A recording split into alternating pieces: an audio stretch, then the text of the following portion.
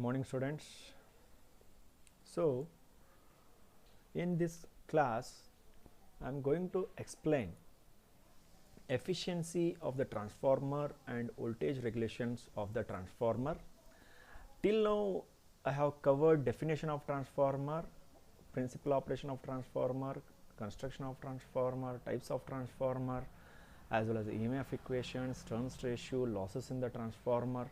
These things I have covered. In today's my lecture I'm going to cover efficiency of the transformer. Now let us understand why this efficiency of the transformer is necessary and what is that. This efficiency of the transformer is necessary to understand or to know the performance of the transformer. Performance can be measured or can be measured in various, considering various factors. That may be efficiency, it may be voltage regulation, it may be losses, etc. But efficiency is the one term by knowing that value we can judge that transformer whether it works efficiently or not. Hence that efficiency parameter is very much important to understand. Now what is efficiency? How do we define the efficiency of the transformer? It is the ratio of output power to the input power, and the same output power to the input power can be written in other words in terms of output power and losses. That becomes like this: efficiency is equal to output power divided by output power plus losses. I have not done anything, just this input power I have converted in terms of output power and losses only. Now it is our duty to know the equation of this output power, and we need to understand the values of these losses. So to understand these equations we need to go to the transformer diagram. So let me show you the diagram here. Consider this is a transformer diagram. Here primary is connected to the source, secondary winding is connected to the load, and when you give source voltage V1, current I1 starts flowing, and when load connected across the secondary, current I2 starts flowing, the terminal voltage available will be V2. So if I suppose if I want to write the input equation, input means what? It is the primary side. The feeding section is called the input section. So input is nothing but V1 into I1. Simply I can write, and output power is nothing but it is the secondary side, and this I can write it simply V2 and I2. And whatever power I am writing in terms of apparent power, obviously it is not active power. Here I am writing in terms of apparent power only, because transformers will be rated in kVA, because manufacturers will consider only losses while manufacturing. They were unaware of the load power factor. They will not be knowing that which type of or which kind of load they are going to connect it to the transformer. That may be R, L or C, or maybe it may be combination of these all the parameter elements. They don't know. So hence they will not consider the power factor just by considering these voltage as well as current. The core loss is dependent on the voltage and copper loss is dependent on the current. Hence that transformer will be rated in the kVA, not in terms of a kilowatt. Now we need to consider load power factor also. That general load power factor is written here cos phi actually, but here denoted as 2 because the load is connecting at the secondary side, hence it becomes secondary 2, cos phi 2 we have mentioned here.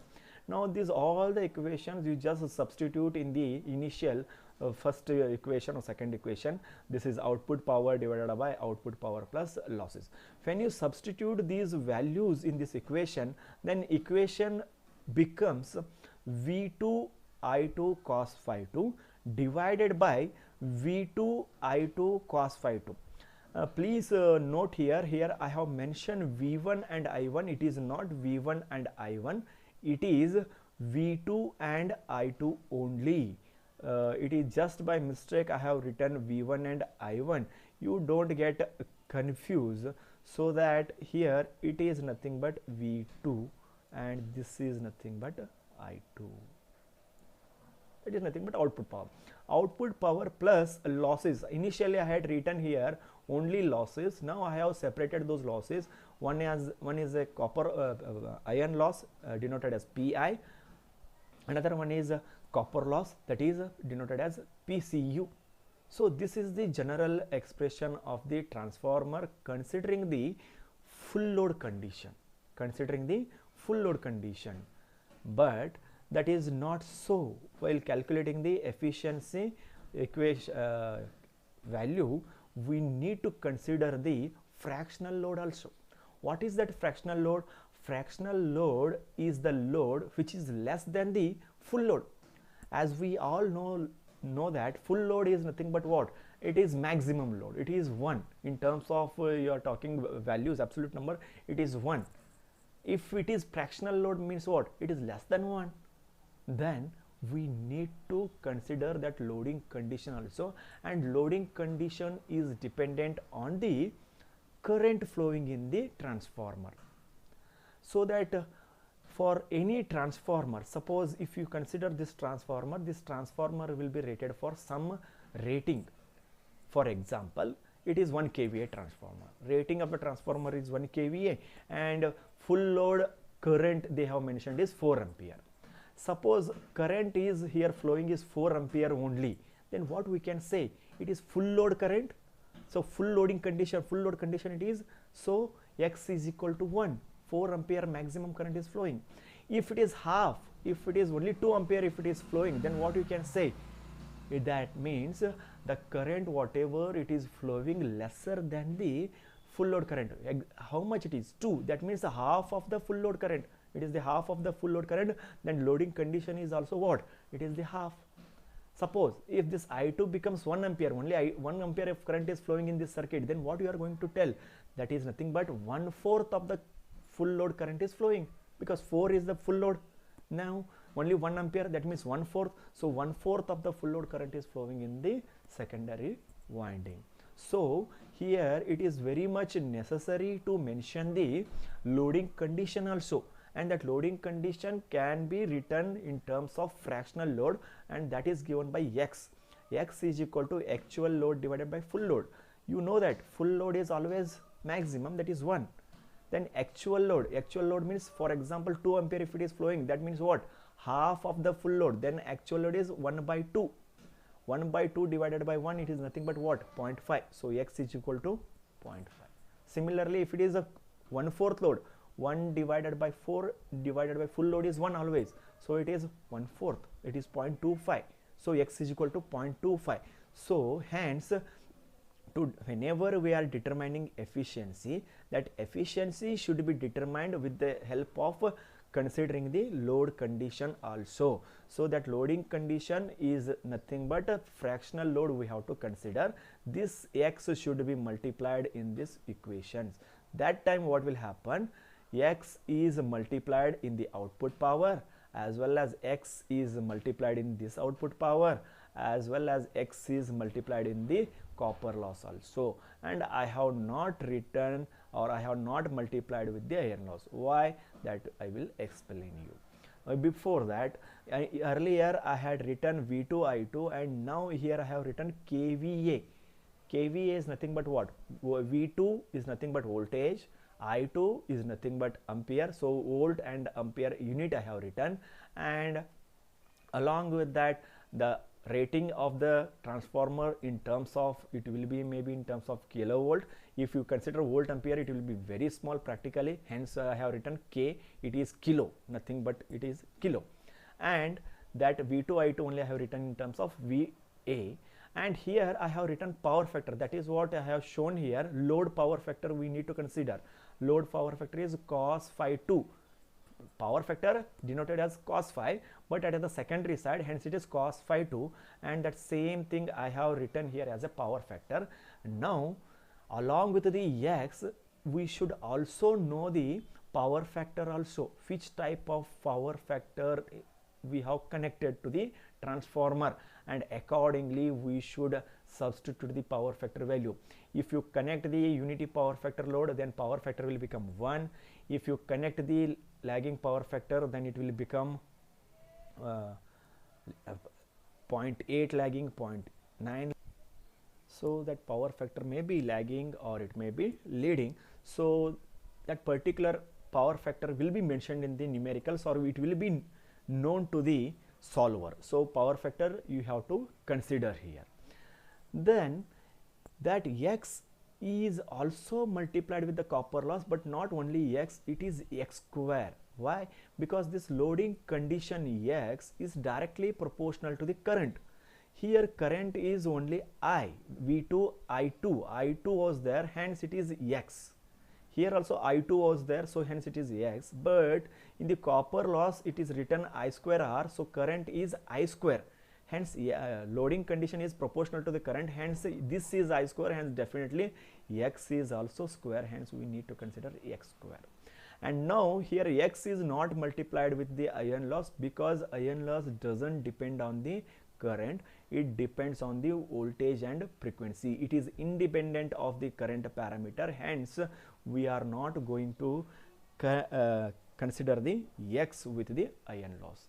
Now this is the general expression of the efficiency to determine the efficiency under various load condition and under various power factor. I will give you example.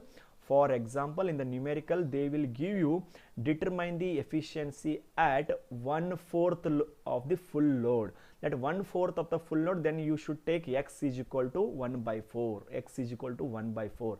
Here 1/4 bracket square it is. Then along with that, in the numerical, in that same numerical, they will mention that power factor is unity. So that this power factor value you have to take 1. In some other cases they may give determine the efficiency at full load condition. Full load condition means x is equal to 1. This x is equal to 1, and this x is nothing but 1 square you have to consider. At the same time they may give power factor may be unity, or it may be some other value. They may give 0.9 factor, so then you have to take power factor here, it is a 0.9. In this way, by considering those values, rating of the transformer, loading condition, power factor, losses, then you can determine the efficiency of the transformer. In the numerical they will mention these losses, they will give the directly losses, and you can determine the efficiency. In some numericals they may not give these losses, and those losses we need to determine also by some methods that I will show you while solving the numerical. This is what about the efficiency of the transformer. Now next one is voltage regulation of the transformer. What is voltage regulation? Voltage regulation can be defined as change in the secondary voltage from no load to full load. So this can be explained with the help of this diagram. See here, when you are applying a voltage and here voltage is inducing, and if there is no load on the secondary, the maximum voltage will get induced, that is no load secondary voltage. And when you connect the load and current starts flowing, and because of that current some losses takes place, and that losses in terms of voltage drop. So voltage drops reduces this secondary voltages. Now this voltage will be lesser than this primary voltage. That is what no load to full load secondary voltage. It is the ratio of change in the secondary voltage from no load to full load voltage. For example, if it is 230 volt, under no load condition the secondary voltage will be 230 only, and when you connect the load and that load is full load, then definitely this voltage gets reduced by some value. Consider 225. Earlier it was 230 under no load, and now under load it is 225. It is reduced by 5 volts. This is nothing but difference in the voltages, and that should not happen beyond the acceptable range. If it is change in that voltage level, if it is within the allowable values, then it is okay. But if goes beyond that value, then definitely it affects your connected loads, that means your equipments, because your equipments will operate for particular value of the voltage. For example, if you consider your mixer grinder, it will operate for 230 volt. If you supply 20 volt, that is fine enough, but if it goes below that 220 volt or 210 volt or 200 volt, then definitely it affects your mixer grinder. In the similar way, if that voltage goes beyond 230 volt, that means 240, 250, up to 240 it is acceptable range, but if it goes beyond that 260, 270 like that, then definitely it is going to affect your connected load. Hence that voltage should be within the value, that voltage regulation should be within the value. So voltage regulation is another parameters we need to consider to judge the performance of the transformer. Voltage regulation should be as small as possible, ideally I expect 0, and allowable range is 1 to 10%. If the transformer having voltage regulation between 1 to 10%, that we can say that it is a good transformer. In the similar way, if you consider efficiency, ideally I expect 100% efficiency, but ideally 100%, we are not going to get 100% efficiency practically. If it is more than 90 or 95% if we are getting, then we can say that the transformer is good, it is efficient, we can call. So these both are inverse. This efficiency I expect as much as high possible, and this voltage regulation I expect as low as possible. If it is 0, then it is very good, but ideally it is 0 and we are not going to get practically, so it should be within the acceptable range. So hence efficiency and voltage regulations are the two parameters of the transformer which will be used to judge the or determine the performance of the transformer.